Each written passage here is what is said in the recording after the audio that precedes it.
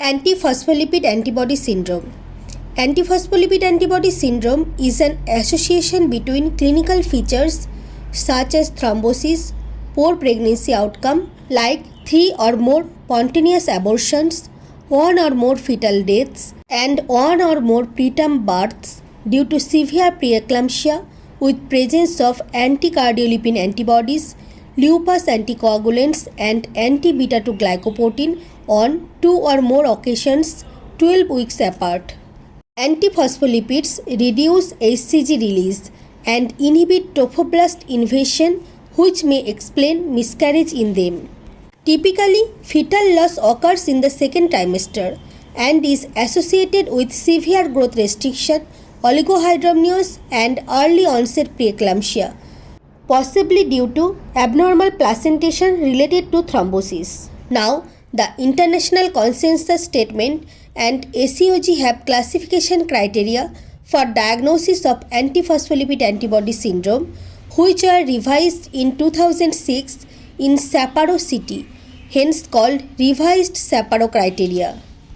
Now, criteria for diagnosis of antiphospholipid antibody syndrome.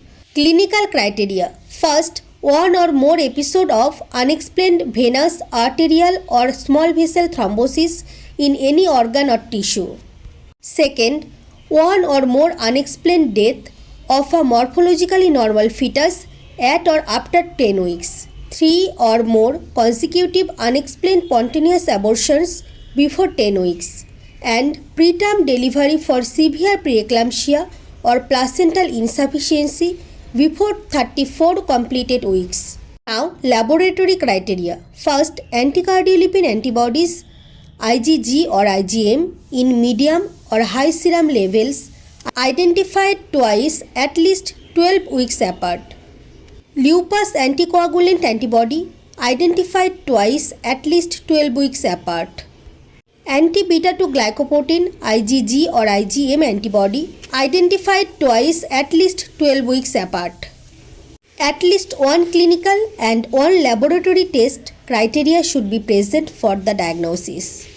Women with antiphospholipid antibody syndrome are more prone to thrombosis, as it is a type of acquired thrombophilia. The women with past history of thrombosis due to antiphospholipid antibody run the risk of recurrent venous thrombosis. Antiphospholipid antibody syndrome increases the risk of early and later abortions, fetal growth restriction, preeclampsia, and intrauterine death. A few patients may develop catastrophic antiphospholipid antibody syndrome, also called assertion syndrome, characterized by rapid and progressive thromboembolism involving 3 or more organ systems simultaneously with high maternal mortality. Now, treatment of antiphospholipid antibody syndrome. Medical management.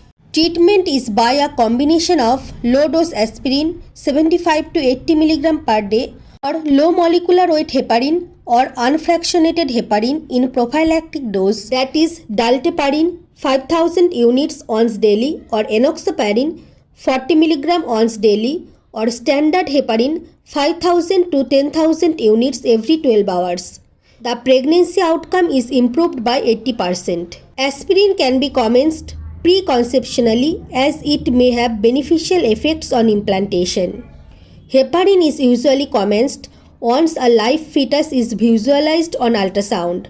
However, there are reports of benefits of starting heparin as soon as the pregnancy test is positive.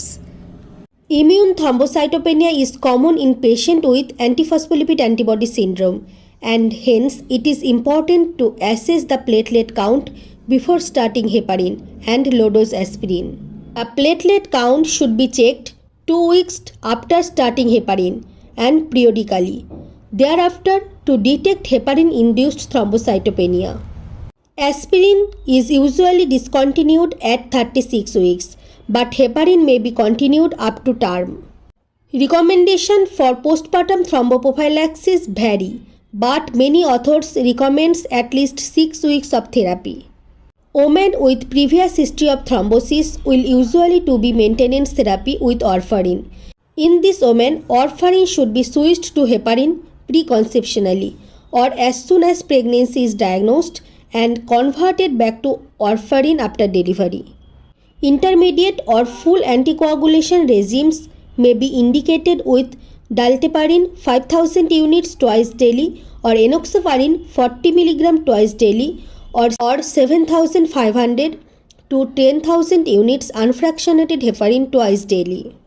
Due to the very high risk of thrombosis in the postpartum period, these women should be on therapeutic warfarin or heparin for at least 6 weeks postpartum. Then they can be switched over to maintenance therapy with warfarin.